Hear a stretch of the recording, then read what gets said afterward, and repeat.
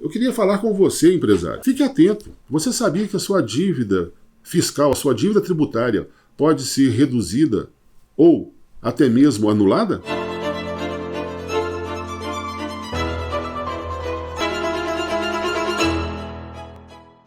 Meu nome é Ernesto Conte Vieira, sou advogado em Belo Horizonte, Minas Gerais.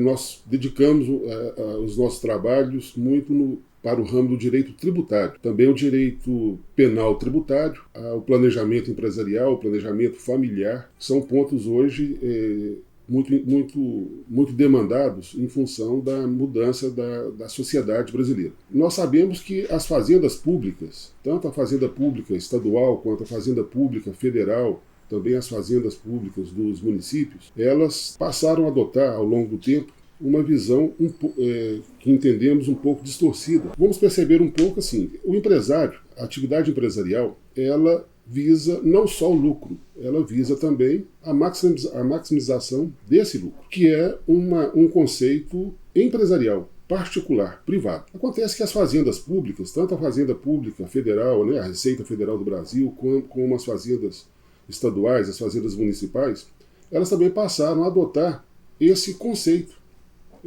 visando não só arrecadar o imposto devido, mas maximizar esta arrecadação.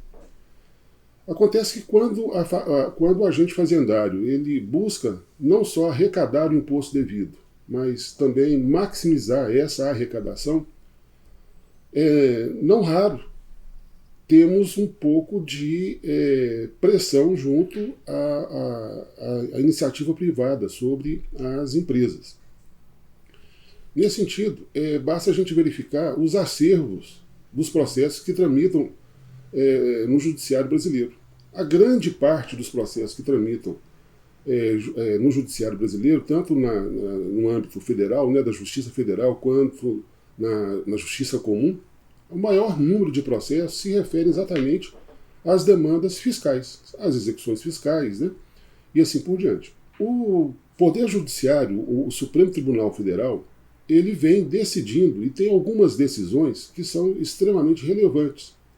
Gostaria de dedicar atenção hoje, especificamente no que se refere às execuções fiscais movidas pelos agentes fazendários, tendo por base um precedente criado pelo Supremo Tribunal Federal relativamente à questão da incidência dos tributos federais na base de cálculo do ICMS especificamente. Pois bem, o Supremo Tribunal Federal ele decidiu que o ICMS ele não pode compor a base de cálculo dos tributos federais, especificamente do PIS e da COFINS.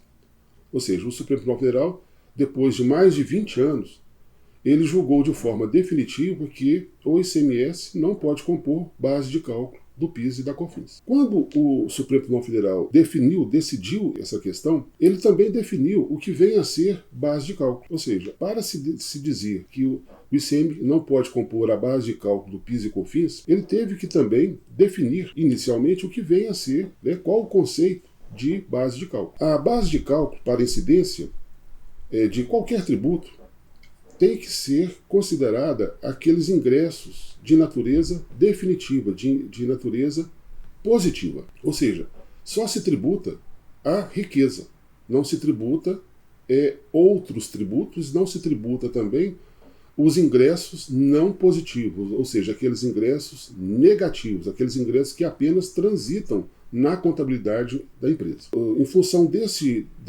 julgado pelo Supremo Tribunal Federal, esse julgamento, esse recurso extraordinário, resultou num tema chamado tema 69. Esse tema 69, cuja relatoria foi da ministra Carmen Lúcia, mineira também, ele pacificou o entendimento no sentido de que o ICMS ele não pode compor a base de cálculo do PIS e da COFINS. E, apenas repetindo o argumento, e definiu o que vem a ser, então, base de cálculo. A base de cálculo são aqueles ingressos positivos. Esse julgado ele tem reflexo também em outros tributos. Perceba a questão, por exemplo, do ICMS. O ICMS, que é um imposto de natureza estadual, né, cobrar, a competência é dos estados, né?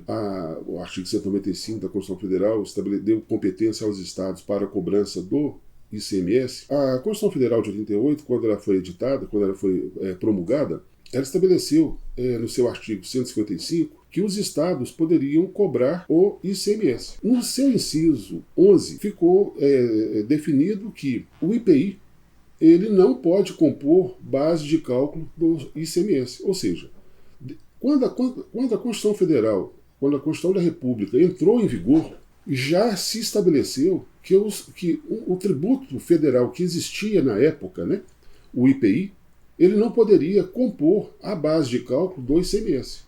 Por uma questão muito óbvia, porque se o ICMS incidisse também sobre o IPI, ele estaria incidindo sobre uma receita negativa, porque o IPI não compõe receita, não é faturamento da empresa.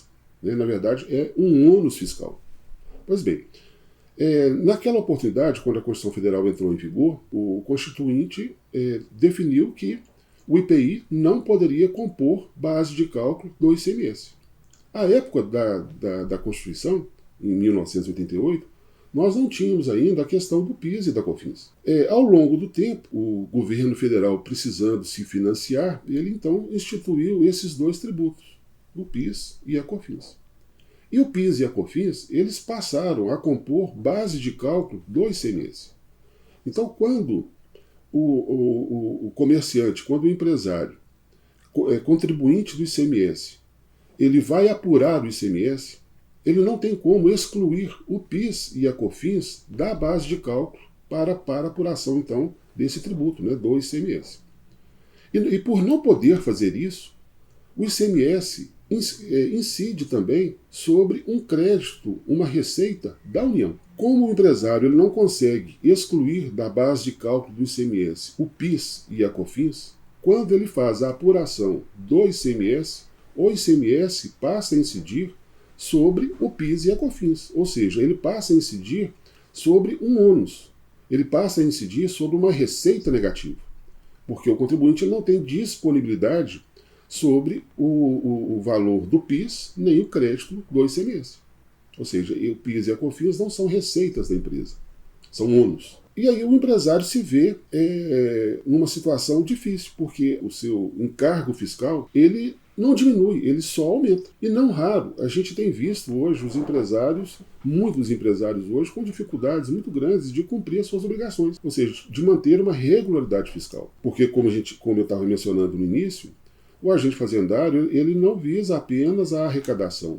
Ele está se propondo hoje maximizar essa arrecadação. Então, ele, no intuito de maximizar a arrecadação, ele então passa a cobrar um tributo, o ICMS especificamente, né, sem a exclusão do PIS e da COFINS da sua base de cálculo. Em 2004, nós ingressamos no nosso escritório, né, sob meu patrocínio, nós ingressamos com um mandado de segurança exatamente questionando esse ponto. Se os tributos federais, se o PIS e a COFINS, eles podem ou não compor base de cálculo para apuração do ICMS. O Tribunal de Justiça do Estado de Minas Gerais, a unanimidade, inclusive essa decisão já transitou em julgado, foi tentado um recurso especial, mas a Fazenda Pública aqui do Estado não obteve êxito. O Tribunal de Justiça do Estado de Minas Gerais, a unanimidade entendeu que, de fato, o PIS e a COFINS não podem compor a base de cálculo do ICMS. Isso tem implicações muito, muito importantes. Imagine, por exemplo, aquele empresário que está sendo executado. Ele recebe no seu domicílio empresarial uma intimação, uma citação de uma execução fiscal, dando a ele um prazo de 5 dias para pagar ou nomear bens a penhora. Ele já está com dificuldades extraordinárias, porque o momento econômico que a gente está vivendo ele não é favorável. Né? A situação econômica que nós estamos passando hoje é muito difícil. E se depara, então, com uma execução fiscal. Acontece que a execução fiscal ela é um caminhar. Antes do empresário receber um mandado de citação de uma execução fiscal, ele já foi inscrito em dívida ativa, ele já perdeu regularidade fiscal, ele provavelmente já foi protestado, e agora ele está sendo executado. E essa execução ela vem com prazo de pagamento para 5 dias, ou nomear bens a penhora, ou seja, a pessoa fica numa situação muito difícil mesmo. Essa questão que a gente está abordando, ela tem reflexos diretos na execução fiscal. O artigo 203, combinado com o artigo 202 do Código Tributário Nacional, estabelece que a execução fiscal, a cobrança do crédito tributário, ele não pode ter nenhum vício na sua constituição. Quando o crédito tributário vai ser constituído, ele tem que ser constituído de uma forma correta. O artigo 202 do Código Tributário Nacional estabelece que, se houver algum, no inciso 2º, inclusive, desse artigo 202 do Código Tributário, estabelece que, se houver algum erro, alguma má formação nesse crédito tributário, que se refere à sistemática de apuração, na incidência de juros, multa e assim por diante, essa má formação gera a nulidade do processo de cobrança. A nulidade do processo de cobrança implica também na extinção desta execução fiscal. As execuções fiscais, para que elas possam surtir algum efeito, né, para que elas possam tramitar de forma regular, o crédito tributário ele tem que gozar de certeza e liquidez. Ou seja, para que o crédito tributário possa ser exigido, ele tem que ser líquido e certo. Se houver alguma incerteza com relação ao crédito, se houver uma iliquidez com relação ao crédito, ele não pode ser objeto de execução. Então a legislação ela é muito clara nesse sentido. Nós temos alguns dispositivos, por exemplo, no Código Tributário Nacional, que é o artigo 202, combinado com o artigo 203. O artigo 202, especificamente o inciso 2º, ele prevê que o crédito tributário ele tem que ter certeza absoluta com relação ao valor que ele está demandando. Não pode haver nenhum vício, por exemplo, com relação aos juros que foram aplicados, a forma de correção, a forma de apuração, porque caso haja alguma má formação nesse crédito tributário, são as hipóteses, então, do artigo 203, que implica na nulidade do processo de cobrança. Quando a gente percebe que o ICMS está sendo exigido com a incidência do PIS e da COFINS na base de cálculo, ou seja, está se cobrando um tributo sem se excluir da base de cálculo outro tributo, ou seja, está se tributando uma receita negativa, está se tributando uma receita que não pertence ao contribuinte, está se tributando uma receita que pertence, na verdade, à Receita Federal do Brasil. E o ICMS ele não pode, entendemos nós, incidir sobre uma receita que não pertence ao contribuinte. Ou seja, ele não pode tributar uma receita negativa. Nesse sentido, inclusive, temos um COCIT, por exemplo, o COCIT 05, da Receita Federal do Brasil, que diz exatamente isso. Não se pode tributar, né, os custos operacionais, por exemplo, têm que ser excluídos da base de cálculo para a incidência dos tributos. Né? A gente tem, por exemplo, algumas decisões, tanto da primeira como da segunda turma do CARF, dizendo exatamente isso, né? Que não se pode tributar os custos operacionais. Ou seja, se tributa na verdade, a receita, não se tributa o ônus, a despesa. Né? Porque se passarmos a tributar indistintamente receita e despesa, o empresário vai ficar numa situação, como está de fato, uma situação muito delicada. Caminhando nesse sentido, temos orientado, inclusive, assim, chamado à reflexão o contribuinte, para que ele perceba, né, inclusive os departamentos contábeis das empresas, para que eles percebam que a injustiça fiscal que está ocorrendo hoje. Então você tem a questão, por exemplo, do ICMS, ele sendo exigido, ou seja, o empresário ele se vê numa situação de inadimplência, tendo que parcelar muitas vezes créditos valores que ele, a rigor, em princípio, não deveria. Quando se constata essa irregularidade, essa má formação do crédito tributário, isso implica na extinção do processo de execução. Então isso tem uma relevância extraordinária. Tem outras relevâncias também, que é a questão também da inversão dos efeitos moratórios. Nós temos, por exemplo, o Código Civil, né, que se aplica subsidiariamente ao Código Tributário Nacional, por força do artigo 1º do Código Tributário, a questão da mora. O Código Civil, né, o artigo 394, salvo engano, ele prevê que a mora pode ser tanto do contribuinte quanto do agente fazendário. Ou seja, a mora ela pode ser tanto credente quanto debente, tanto do sujeito ativo quanto do sujeito passivo daquela obrigação. No que se refere especificamente ao crédito tributário, presume-se que o contribuinte está em mora quando ele não paga no prazo o imposto devido. Então, o imposto que vence, por exemplo, no dia 30, se por acaso ele não recolher aquele tributo no dia 30, ele incorre em mora. Ou seja, ele passa a sofrer os ônus da mora, né? Aplicação de juros, multa, correção, ou seja, esses ônus eles passam a incidir sobre aquele crédito tributário.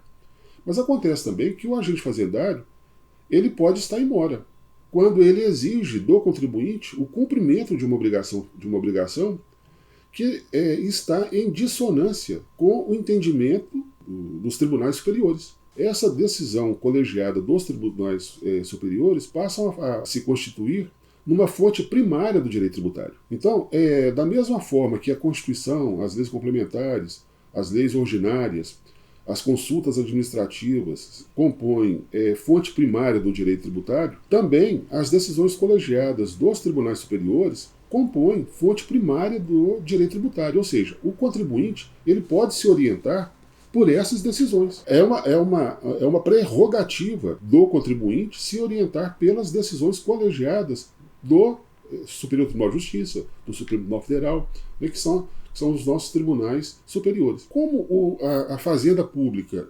exige o cumprimento da obrigação fiscal, no que se refere especificamente ao ICMS, com a permanência do PIS e da COFINS na sua base de cálculo, essa exigência ela se coloca na contramão do Supremo Tribunal Federal. E por se colocar na contramão do Supremo Tribunal Federal, não é o contribuinte que está em mora, é o agente fazendário. Ou seja, a mora não é debende, a mora é credente. A mora não é do contribuinte, a mora é do agente fazendário. Pois bem, esse conjunto de situações, eles dão elementos suficientes para que o contribuinte possa se contrapor, né, oferecer uma oposição àquela execução que ele está a receber no seu domicílio empresarial. De maneira geral, são essas reflexões que a gente gostaria de deixar aí e estamos à disposição para outras necessidades e reflexões sobre o tema tributário, que para nós é muito caro. Ficou alguma dúvida? Clique em Saiba Mais ou arraste para cima que eu posso te ajudar.